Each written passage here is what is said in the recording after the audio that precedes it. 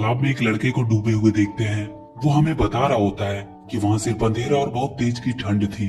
तब उसने चांद को देखा, उस पे उसकी चमकती हुई रोशनी पड़ी जिसने अंधेरे को भगा दिया और उसके बाद उसके अंदर का डर भी भाग गया। वो वहाँ क्यों था और उसकी जिंदगी का क्या मकसद था उसे कुछ भी नहीं पता।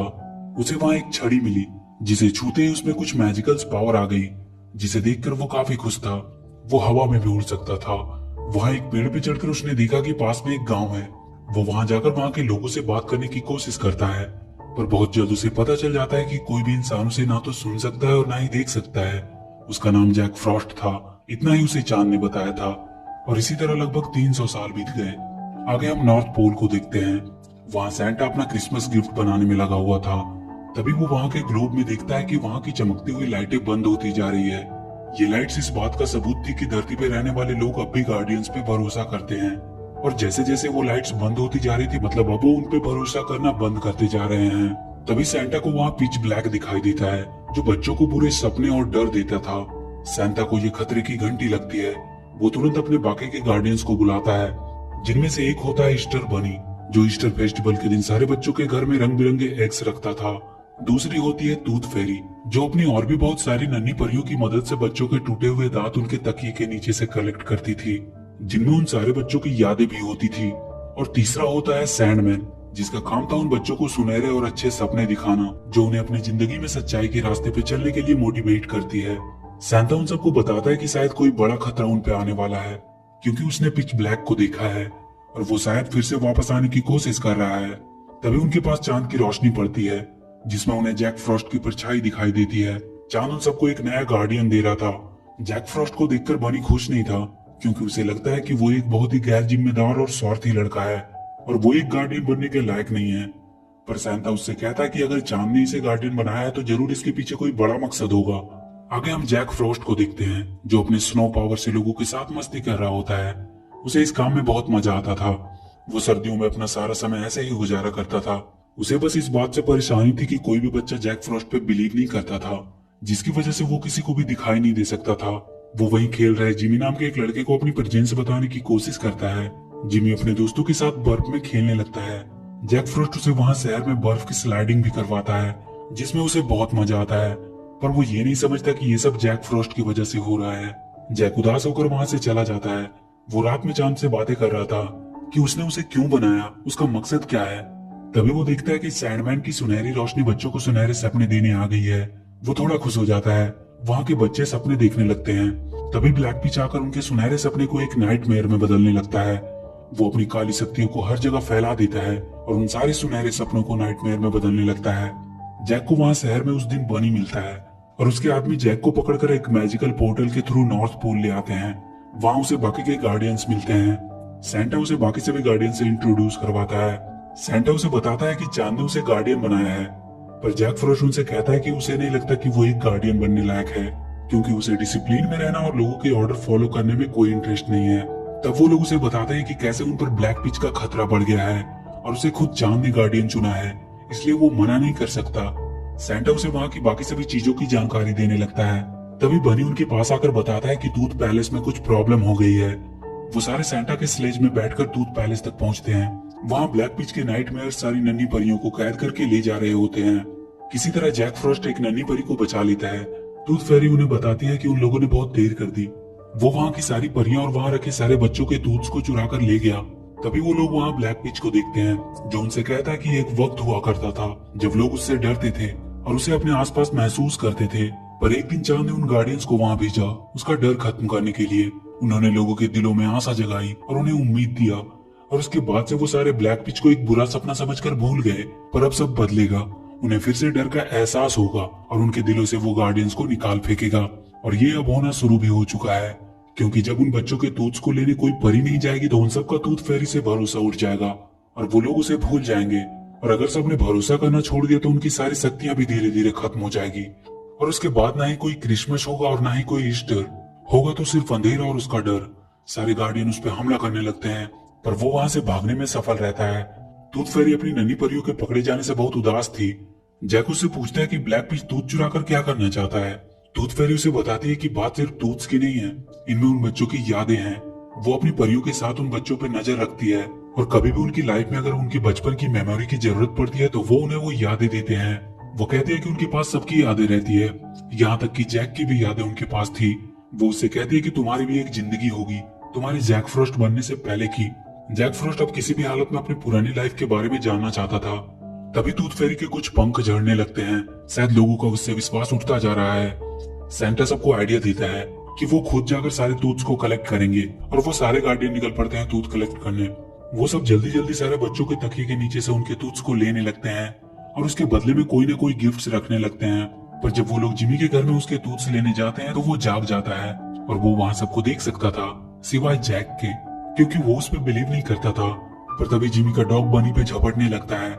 सैंडमैन उसे वापस से सुलाने की कोशिश करता है, पर इसमें उनके साथ साथ बनी, सैंटा और टूथ फेरी भी सो जाते हैं। तभी जैक को वहाँ ब्लैक पिच दिखाई देता है। वो उसके पीछे भागता है। सैंडमैन भी उसके साथ ही जाता है। इधर जिमी की छोटी बहन सैंटा का मैजिकल पोर्टल से कहीं चली जाती है। जैक ब्लैक पिच को पकड़ने की कोशिश कर रहा था और सैंडमैन उसके नाइटमेयर को सुनहरे ड्रीम में बदल रहा होता है। तभी ब्लैक पिच उन्हें दिखाई देता है। वहाँ उसके बहुत से नाइटमेयर्स भी थे। वो सब एक साथ उन पे हमला कर देते हैं। तब तक बाकी के गार्डियंस भी वहाँ आ जाते हैं। वो सब उन नाइटमेयर से लड़ने लगते हैं, पर ब्लैक पिच अपनी पावर की मदद से सैंडमैन को एक नाइटमेयर में बदल देता है। जैक उसे बचाने की कोशिश करता है, पर वो उसे बचा नहीं पाता है। पर वो अपने पावर से ब्लैक पिच के सारे वार को नाकाम कर देता है। सारे गार्डियन सैंडमैन को आखिरी श्रद्धांजलि देते हैं। इन सब के लिए जैक अपने आप को जिम्मेदार मानने लगता है, पर सेंटा उनसे कहता है कि तुमने तो उन सबको बचाया है। वो सारे देखते हैं कि वहाँ ग्लोब से कुछ लाइटें बंद होने लगी है। बनी उनसे कहता है कि सब ठीक हो जाएगा क्योंकि कल ईस्टर है और वो सबके पास एग पहुंचा देगा जिनसे उनका बिलीव उन पर बना रहेगा और ब्लैक पिच चाहकर भी उनका कुछ नहीं कर पाएगा। बनी उन सबको लेकर अपने महल में जाता है, पर उन्हें वहाँ जिमी की छोटी बहन मिलती है जो मैजिक पोर्टल से वहाँ आ गई थी। बनी उसे फिर से सुला देता है और जैक उसे वापस रखने के लिए उसके घर में जाता है। उसके साथ एक नन्ही परी भी होती है। जब वो वापस आ रहा होता है तो जैक को कोई उसका नाम लेकर आवाज दे रहा था। वो उस आवाज का पीछा करता है। वो एक बहुत गहरे सुरंग तक पहुंचता है। आवाज उसके अंदर से आ रही थी। वो उसके अंदर चला जाता है। वहां उसे वो सारी नन्ही परियां बंद मिलती है जिसे ब्लैक पिच ने कैद करके रखा हुआ था। वहां बहुत से टूथ्स भी थे और उन्हीं में से वो आवाज आ रही थी। वो अपने नाम का टूथ्स को वहां ढूंढने लगता है। तभी ब्लैक पिच वहां आता है और उसे उसका टूथ दिखाता है। जैक उसके पीछे पीछे भागने लगता है। वो उसे उसका टूथ दे देता है। वहां वो एक सुरंग तक पहुंचता है जहां सारे ईस्टर एग्स टूटे पड़े थे। वो वहां से बाहर निकलता है। वहां उसे बाकी गार्डियंस मिलते हैं। वो उससे पूछते हैं कि वो कहाँ था। नाइटमेयर्स ने उनके टनल पे हमला किया और सारे एग्स को बर्बाद कर दिया। जब उन्हें पता चलता है कि वो ब्लैक पिच के साथ था तो वो लोग उस पर बहुत गुस्सा करते हैं। वो उससे कहते हैं कि जब उन्हें उसकी सबसे ज्यादा जरूरत थी तो वो वहां से गायब था। जिमी और उसके दोस्तों को जब ईस्टर एग नहीं मिलते तो वो लोग मान लेते हैं कि गार्डियन होते ही नहीं है। जिमी उन्हें विश्वास दिलाने की कोशिश करता है कि उसने अपनी आंखों से उन्हें देखा है, पर कोई उसकी बातों पे भरोसा नहीं करता है। सब अपने घर वापस चले जाते हैं। जैक भागकर अंटार्कटिका आ जाता है। वहां भी उसे ब्लैक पिच मिलता है जो उससे कह रहा था कि वो गार्डियंस तुम्हें कभी भी अपना नहीं मानेंगे। वो उसके साथ मिल जाए। फिर सब लोग ब्लैक पिच और जैक फॉरेस्ट को जानने लगेंगे, पर जैक कहता है कि वो नहीं चाहता कि लोग उसे डर के मारे जाने और वो वहां से जाने लगता है। पर ब्लैक पिच एक नन्ही परी को मारने की धमकी देता है और उससे उसका स्टिक मांगता है। जैक उसे अपना स्टिक दे देता है। स्टिक मिलते ही वो उस परी को दूर फेंक देता है और उस स्टिक को तोड़ देता है। वो जैक पे हमला करके उसे वहां एक खाई में फेंक देता है और उसका टूटा हुआ स्टिक भी वहीं फेंक कर चला जाता है। कुछ देर बाद जैक की आंख खुलती है। वो देखता है वो नन्ही परी वहीं गिरी पड़ी है। वो उसे उसके जेब से उस टूथ को निकालने को कहती है। उसे छूते ही जैक को उसकी पुरानी जिंदगी दिखाई देने लगती है। उसकी एक छोटी बहन थी। वो दोनों एक दिन खेल रहे होते हैं। तभी उसकी बहन के नीचे का बर्फ टूटने लगता है। वो किसी तरह वहां पड़ी एक छड़ी की मदद से उसे बचा लेता है, पर वो खुद वहीं तालाब में डूब जाता है। तब उसे समझ आता है कि उसे चांद ने एक गार्डियन क्यों बनाया, क्योंकि उसने अपनी जान पे खेलकर अपनी बहन को बचाया था। वो वहां पड़ी अपनी टूटी स्टिक को उठाकर फिर से जोड़ने लगता है और उसकी पावर से वो फिर से जुड़ जाती है। वो वहां से डायरेक्ट उन सभी नन्ही परियों को छुड़ाने पहुंचता है। वो उनके पिंजरे को खोल देता है, पर वो सब उड़ नहीं पा रही थी। उनकी पावर शायद खत्म हो रही थी, क्योंकि वहां रखे ग्लोब की सारी लाइटें अब बंद हो रही थी और अब मात्र एक लाइट बची हुई थी। ये जिमी था। जैक तुरंत उसके पास पहुंचता है। वो देखता है कि जिमी एक बनी टॉय से बातें कर रहा है कि उसके सारे दोस्त समझते हैं कि बनी एग्जिस्ट नहीं करता है। तब जैक वहां बर्फ का एक बनी बनाकर उसकी तरफ भेजता है, जिसे देखकर जिमी बहुत खुश हो जाता है। पर वो बनी टूटकर छोटे छोटे स्नो में बदल जाता है। वो समझ जाता है कि ये बनी नहीं बल्कि जैक फ्रॉस्ट है। वो पीछे मुड़कर देखता है कि वो जैक को देख सकता है। जैक भी बहुत खुश हो जाता है कि पहली बार किसी ने उसे देखा। वो उसे बताता है कि सारे गार्डियंस रियल होते हैं। तभी जैक देखता है कि बाकी के गार्डियंस भी वहां आ गए हैं, पर वो सब अब पावरलेस हो चुके हैं। बनी भी अब एक छोटा सा बनी बन चुका है। तभी ब्लैक पिच वहां आता है। जैक उस पर हमला करने लगता है, पर बहुत जल्द वो उससे हारकर नीचे गिर जाता है। ब्लैक पिच उन सबको मारने के लिए उनकी ओर बढ़ता है। तब जिमी जैक से कहता है कि उसे बहुत डर लग रहा है। जैक को अपनी बहन की याद आती है। वो जिमी से कहता है कि इससे डरने की कोई जरूरत नहीं है, और वो एक स्नोबॉल उसके ऊपर फेंकता है, जिसे देखकर जिमी हंसने लगता है। जैक उसे लेकर उसके बाकी सभी दोस्तों को भी अपने ऊपर बिलीव करवाता है। अब जिमी के दोस्तों को भी वो सारे गार्डियन नजर आ रहे थे, पर ब्लैक पिच अब भी बहुत ज्यादा ताकतवर था। वो उनसे कहता है कि वो सब मिलकर भी उसे रोक नहीं सकते। तब जिमी और उसके सारे दोस्त आगे आते हैं और कहते हैं कि वो इन्हें बचाएंगे, क्योंकि वो उससे नहीं डरते। ब्लैक पिच उन पर हमला करता है, पर जिमी को उसकी छूते उसकी काली शक्तियां सुनहरे लाइट्स में बदल जाती है और उन सारे गार्डियंस की पावर फिर से वापस आ जाती है, और वो सारे मिलकर उसके सारे नाइटमेयर्स को खत्म करने लगते हैं। ब्लैक पिच जैक पे हमला करता है। तभी एक सुनहरी रस्सी उसे अपनी ओर खींचती है। ये सैंडमैन होता है, जो वापस आ चुका था। वो ब्लैक पिच को वहीं ऊपर उछाल कर नीचे पटक देता है। ग्लोब की लाइट फिर से एक एक करके जलने लगती है, और सैंडमैन के सुनहरे सपने फिर से सबको खुशी देने लगते हैं। ब्लैक पिच के नाइटमेयर अब उसी पे भारी पड़ रहे थे, क्योंकि अब वो बहुत डरा हुआ था।